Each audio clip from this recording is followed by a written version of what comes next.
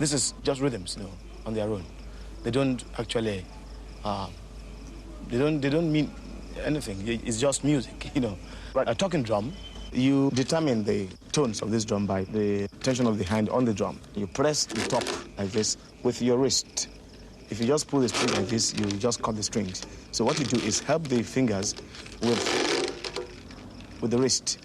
In fact, without pulling the string at all, I can compress with my wrist without pulling with my fingers at all. This, see. Then if I pull hard and use my wrist at the same time,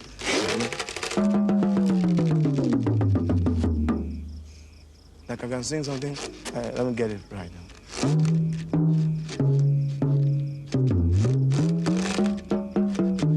Do you recognize that?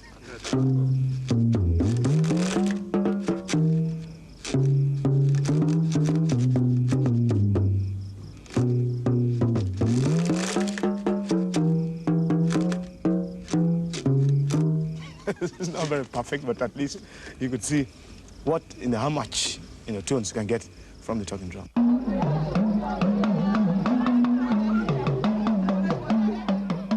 There are certain people whose ears are trained, like people born in the family of drummers. And if you understand the drum, you just tell him what to do with the drum. If you don't want your visitor to know, like saying, Loki or Emiwa, go and greet my friend for me. Is what I can say. You just call him. If his name is Tunji, you say Tunji, he will answer you. Then you say,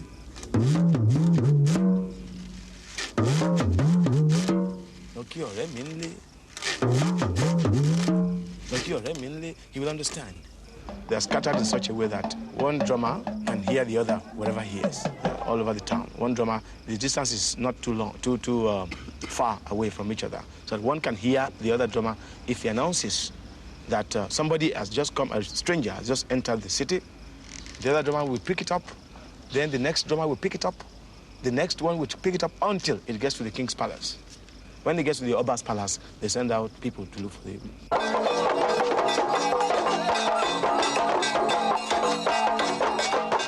Well, it's generally assumed that American popular music, and black music in particular, comes from Africa. And since most people associate drum music with Africa, it must have been drums that the slaves brought with them when they came to America in the 17th and 18th centuries. This is the traditionally accepted view of the origins of American popular music.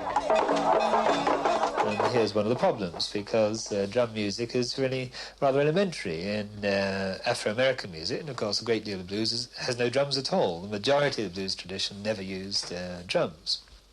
So that to relate it to drums seems to me to be oversimplistic. In the slave period, moreover, drums were forbidden because the plantation owners realized that drums could be used to send messages.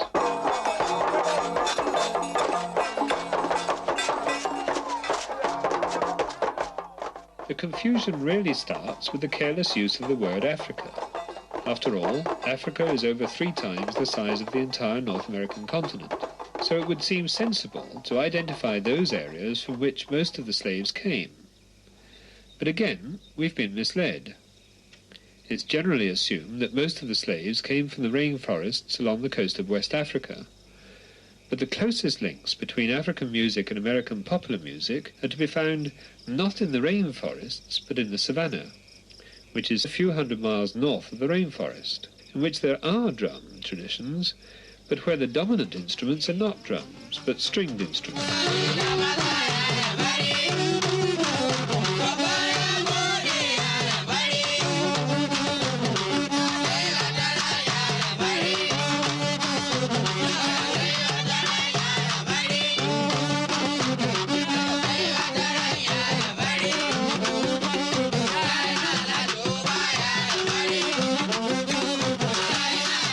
Here in the savannah, which used to be called the Western Sudan, besides the stringed instruments, you also find shawms, something like clarinets. You find primitive trumpets and trombones and flutes.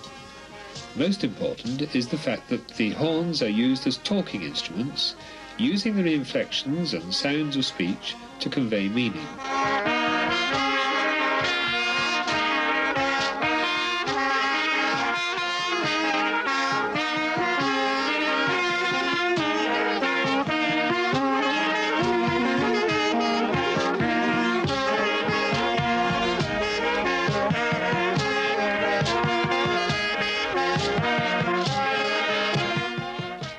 If we divest ourselves of the myth that black American culture originated in the drum-dominated rainforests along the coast, therefore, but look again, we begin to find in the savannah all sorts of instruments which look and sound familiar.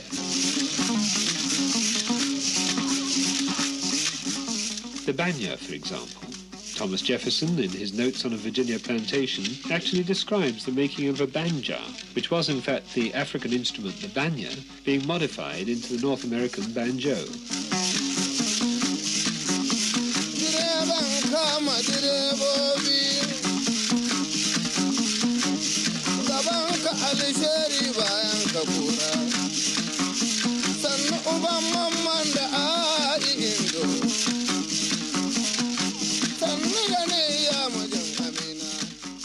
What you have to remember is that the tribes along the coast, like the Ashanti and the Yoruba, were in fact the slave traders. It was they, and not the white man, who raided the north, the savannah, and sold their fellow blacks to the white entrepreneurs. The people from the rainforest never did provide the majority of the slaves that were sent to the United States.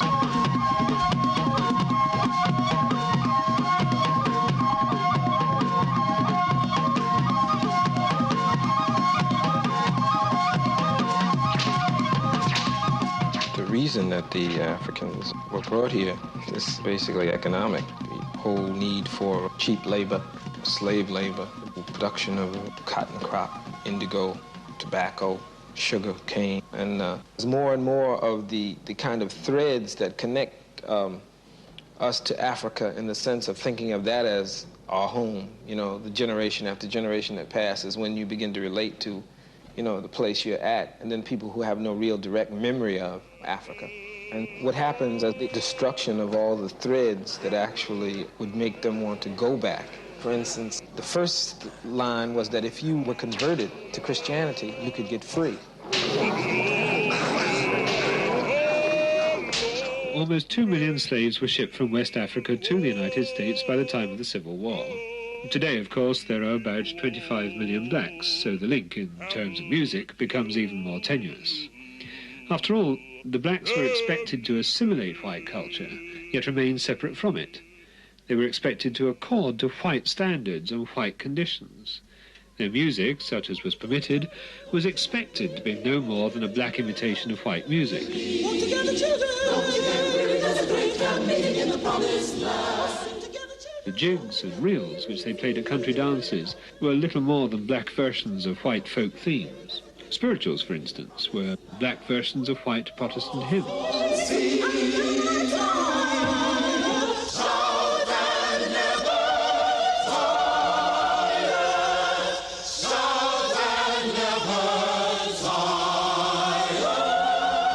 In fact, every attempt was made to force the slaves to forget their origins.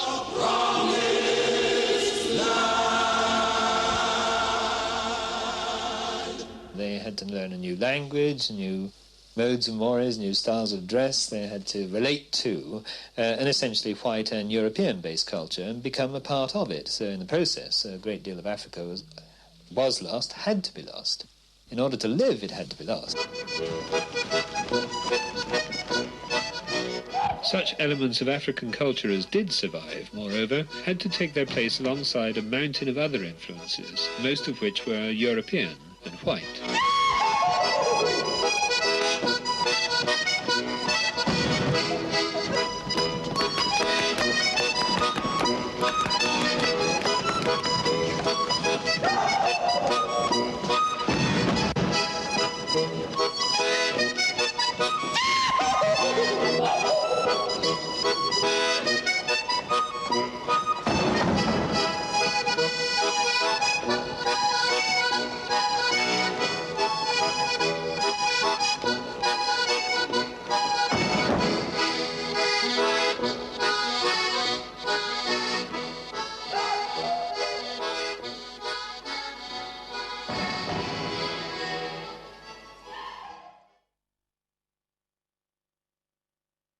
My loving parent, is this what I really deserve? I'm asking all of you, is this really what I deserve? An unflinching examination of the practice of female circumcision and the pioneering women who are taking a stand against the controversial tradition.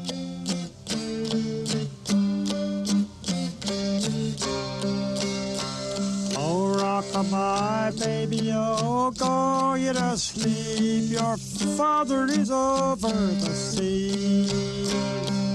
When he has finished counting his sheep, he'll be in dreamland with thee. Soon o'er the waves he will sail to his fold. Maybe he'll bring you a necklace of gold. Rock-a-bye, baby, oh, go you to sleep. Your father is over the sea.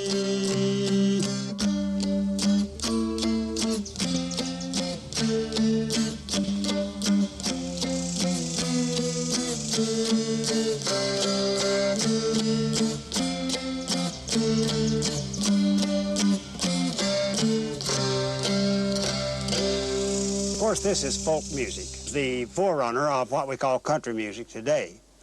In other words, this is primitive country music.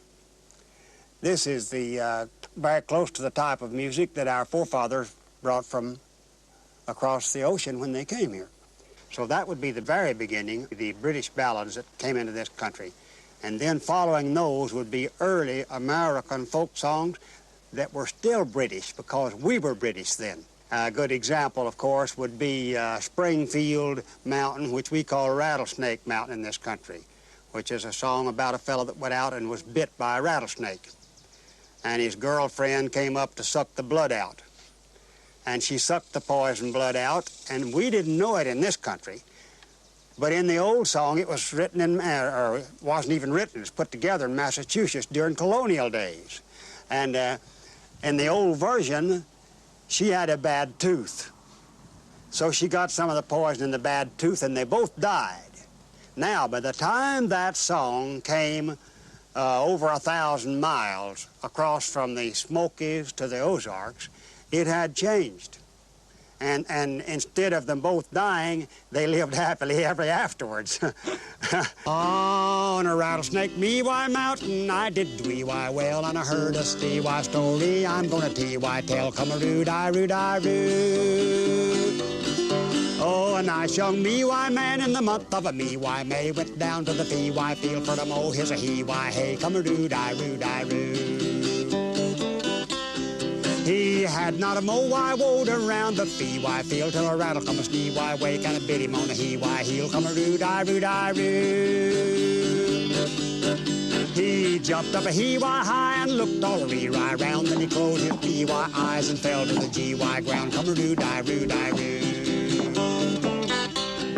Oh, Johnny D.Y. dear, why did you go? Why go into the fee-why field the hay for the mow-why woe, come-a-roo-die-roo-die-roo. Oh, Sally D.Y. dear, I thought you'd know I knowed when the hay gets a ree-rye-rye bits I got to be mow-why woe, come-a-roo-die-roo-die-roo. Oh, Johnny D.Y. dear, I'll save your lee-why life if I may be-why be your sweet little wee-why wife, come-a-roo-die-roo-die-roo. She grabbed his lee-why leg and made him squee-why squeal and sucked the poison blood all out of his he-why heel, come-a-roo-die-roo-die-roo. Come all young me-why men and a warning T-why take, don't ever get B-why bit by rattle-copper snee-why wake, come-a-roo-die-roo-die-roo. When a rattlesnake B-why bites, it hurts like a knee-why knife. When a woman B-why bites, you're bit for the rest of your life, come-a-roo-die-roo-die-roo. Now, that was put together in colonial times, and they say the old words, which I've not seen, says that he went out to mow his hay and was bitten by a poison serpent. The language was a little different then. With the end of the Civil War, which was, after all, fought at least in part to free the slaves, the South entered on a period of reconstruction, initiated by the politicians of the North. What they hoped and promised was 40 acres and a mule for every freed slave. And they also promised them the vote. However, of course, they were quite unprepared for both, unprepared to cultivate their own farm, unprepared to take the franchise. And this made them prone to the carpetbaggers from the North who manipulated the black vote and caused considerable stress in the South. Black people were segregated to a far worse degree than anything which had occurred even under the plantation system. Most of the states introduced black codes. My baby outdrove me from In some states, Negroes were not even permitted to travel unless they had a permit.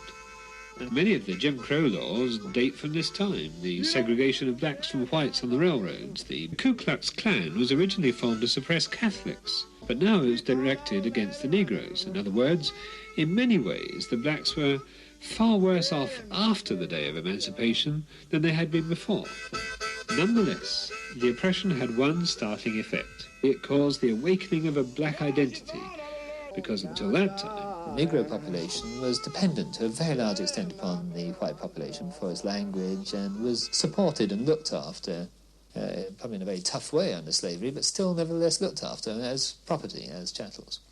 Now, in a sense, they had to find their own identity and their own way of life, and also their own culture.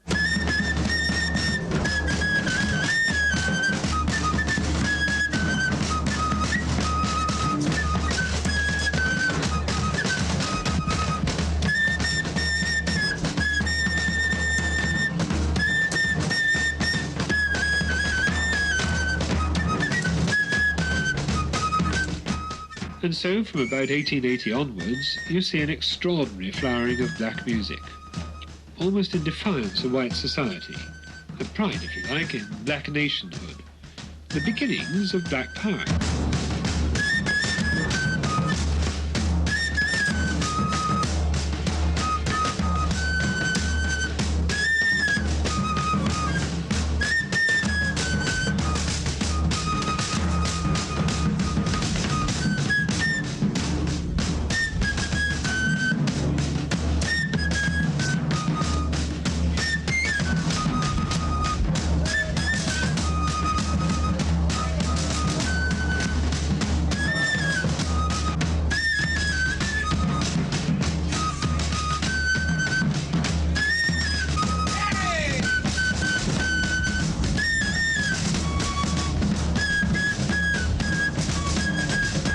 Since the most popular white music of the time was that of the Sousa-like military bands, you find a primitive imitation of that.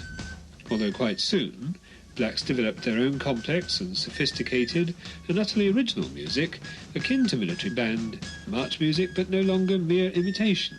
It was first played on the piano, and it came to be known as ragtime.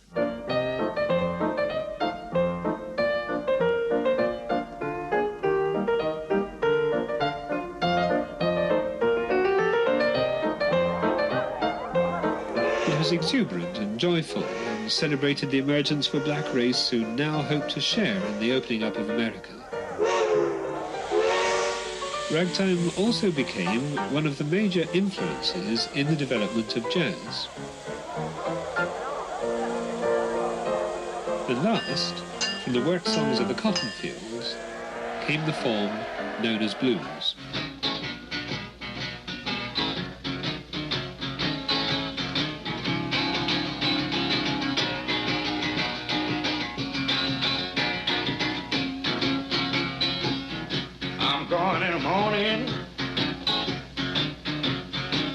If I don't be gone long, I'm going in the morning. Boys, if I don't be gone very long, you know I'm gonna get my mojo in hand. I'm gonna bring it back home. That's what I'm gonna do.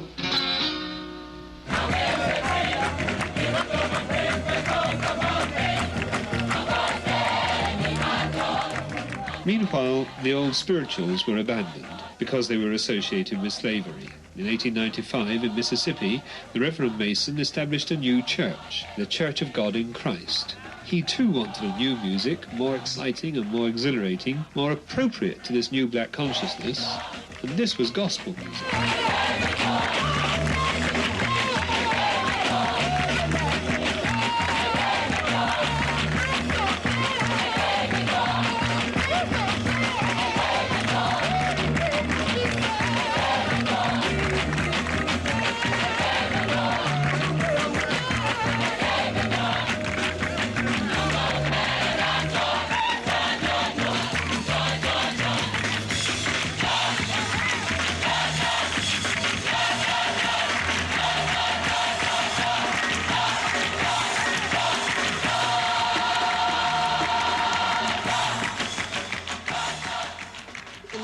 States, black music and black lifestyle has always been imitated.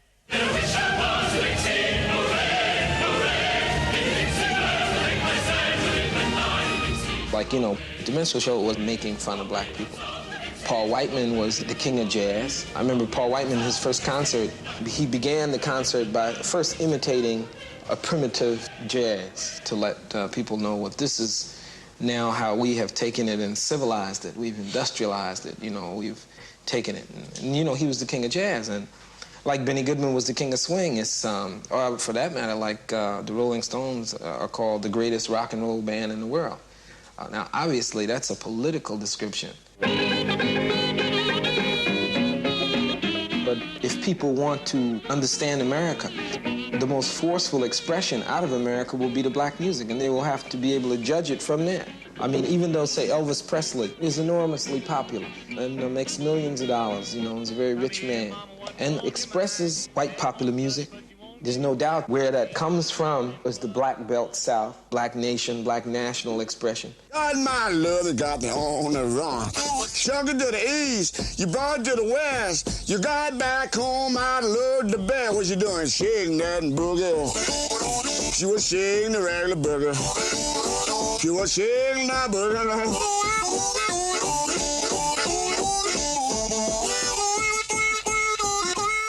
So the question of exploitation of black artists, exploitation of black music, is a political question.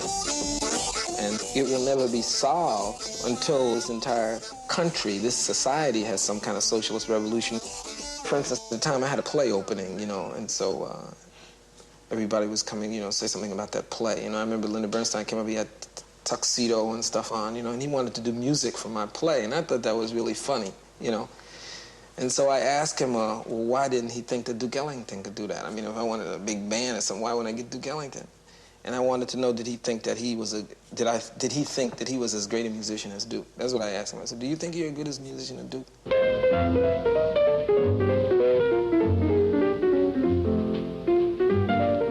I said, do you think you can play the piano as good as Duke? Do you think you're as great a composer as Duke? And finally I told him he couldn't even dress as well as Duke Ellington. So they got the government and we got the art.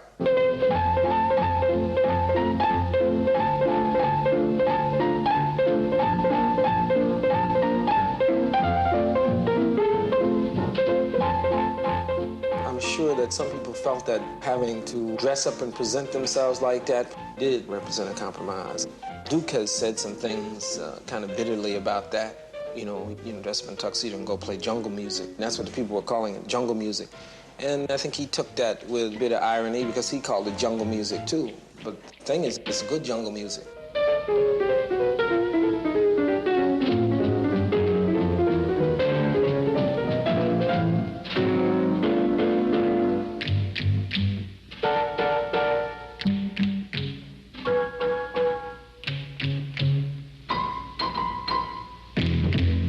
That's what they do, you know. I mean, that's the role of the bourgeoisie, the capitalists in the modern world, to package it up and sell it.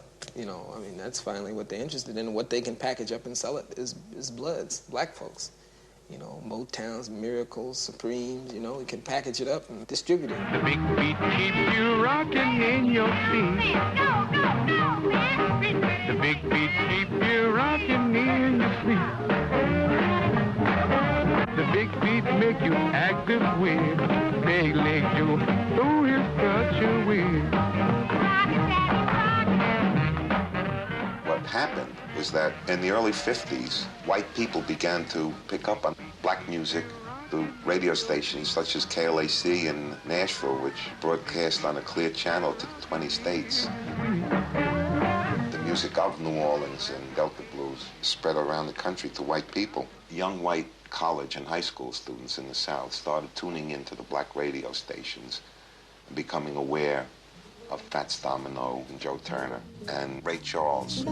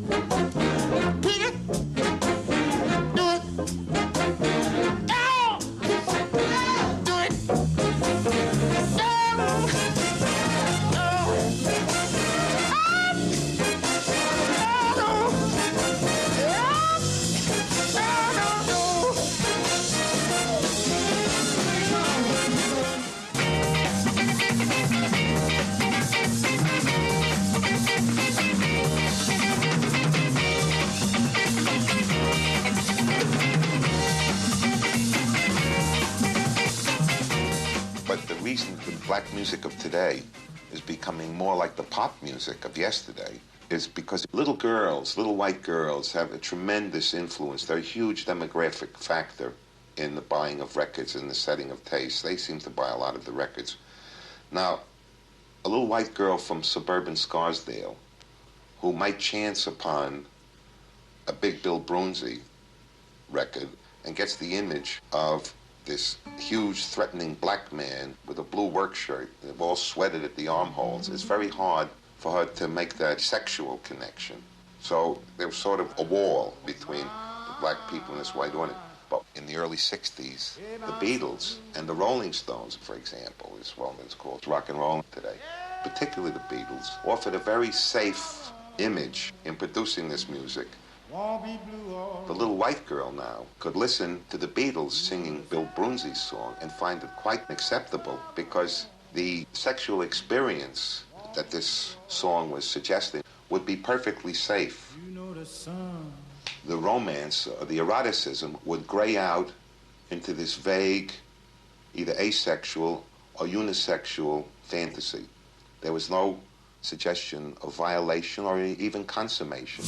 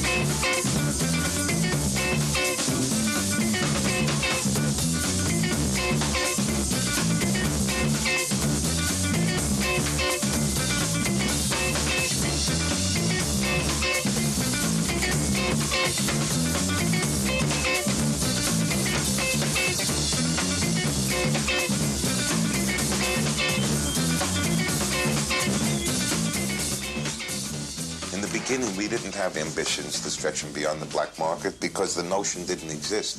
It was just a factual impossibility until the market itself invited you and said, yes, it can be done. And then, naturally, we tried to extend it. And, of course, we made some mistakes. We made the mistake of trying to program the commercial pop compromise into the pure black music. And I shudder when I think back, when I listen to some of the things we did to some of those records in those days to make them in what we thought would be palatable to the white audience. Only you can make all this world smile. Only you can make the dark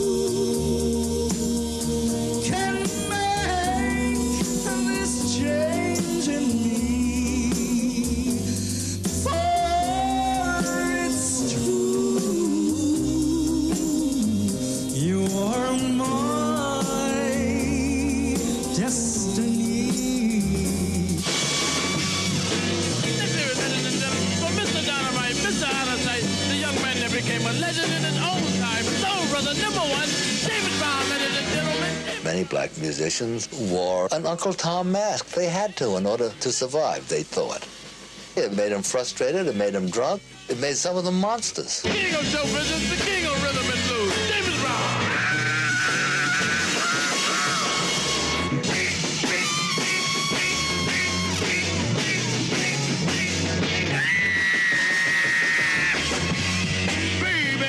Prejudice killed. I mean, literally shriveled them up as artists. White people didn't get a chance to hear the best music.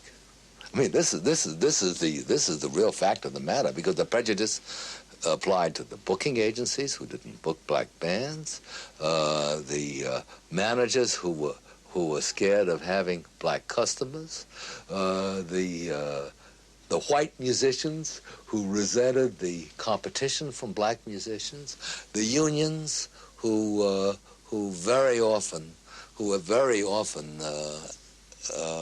catered to the worst prejudices of the majority of their membership.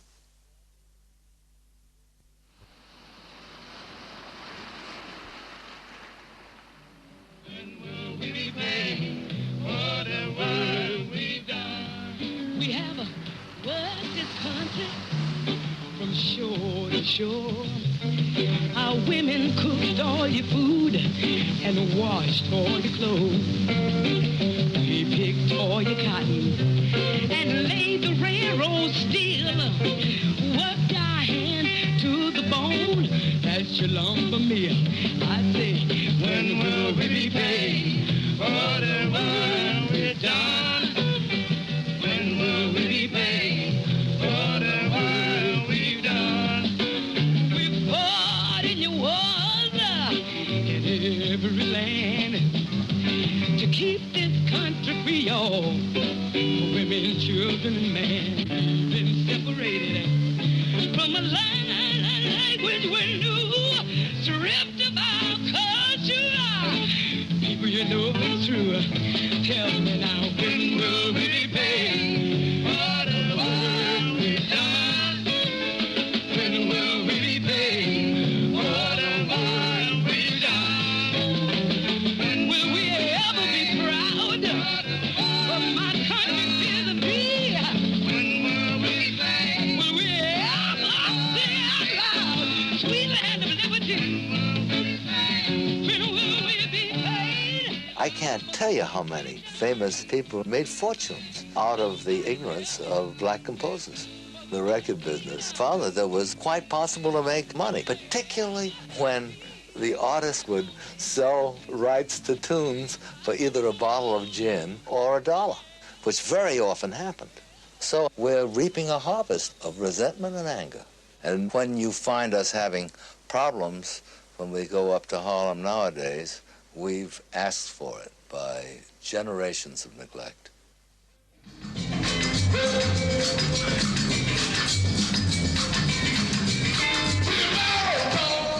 In a sense, the music has now come full circle. It began as the expression of black nationhood, not a leftover from Africa, not a black imitation of white culture, but something uniquely American, uniquely black.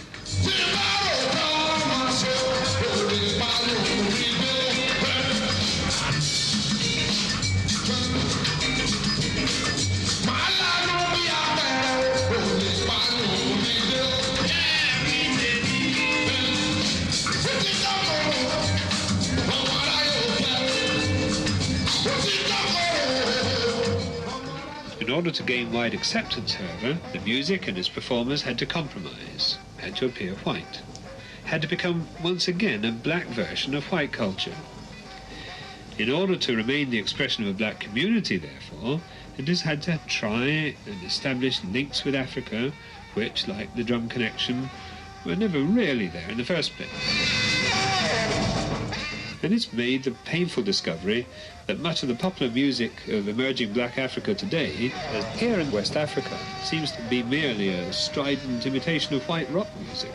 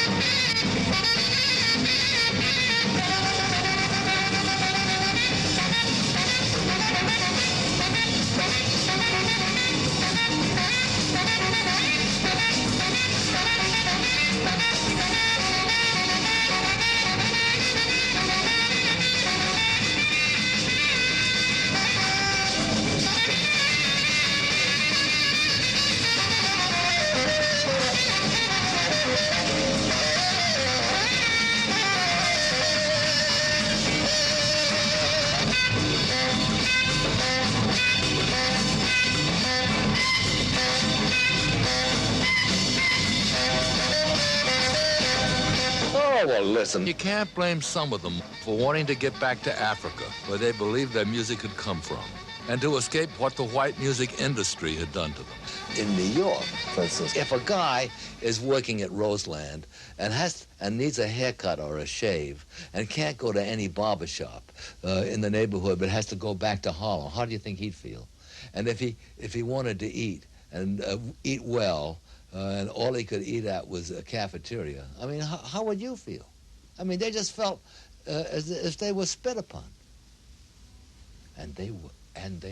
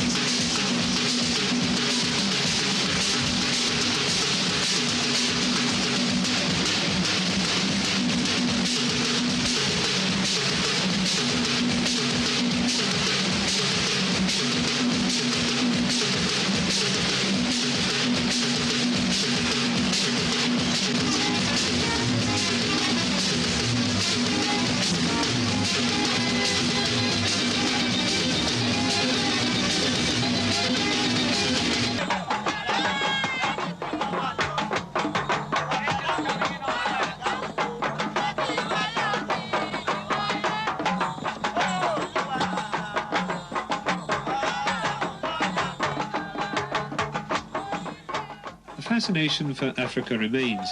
Black and white musicians make the pilgrimage back to Africa with monotonous regularity, because despite its apparent excitement, when American popular music, and black music in particular, ceased to be the expression of the black community and became the expression of white youth community from Tokyo to Jakarta to Liverpool to New York, it ceased to have validity and meaning.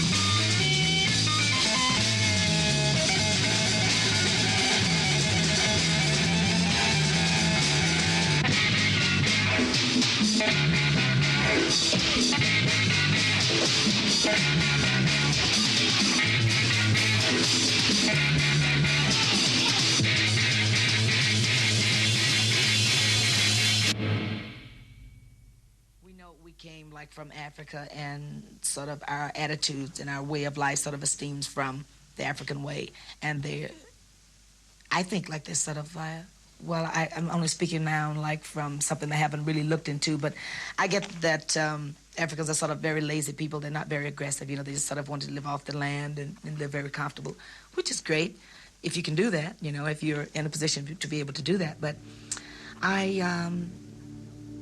I felt that they enjoyed our performance there, but I have to be inspired by something when I go to Europe. I enjoy it because the people there are very fashionable, and it's just fun. I mean, all we do is work. We check in a hotel, and we go on stage, and we go to the airport. So you have to feel some kind of inspiration from a city, right? So when I go like to Africa, I'm very down because like the food isn't good. I don't get any really good, fantastic vibes from the people, so I'm just really bored.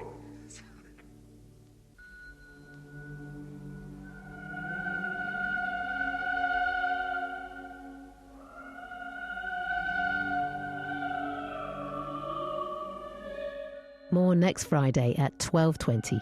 Up next, a windowless water tower makes tonight's grand design.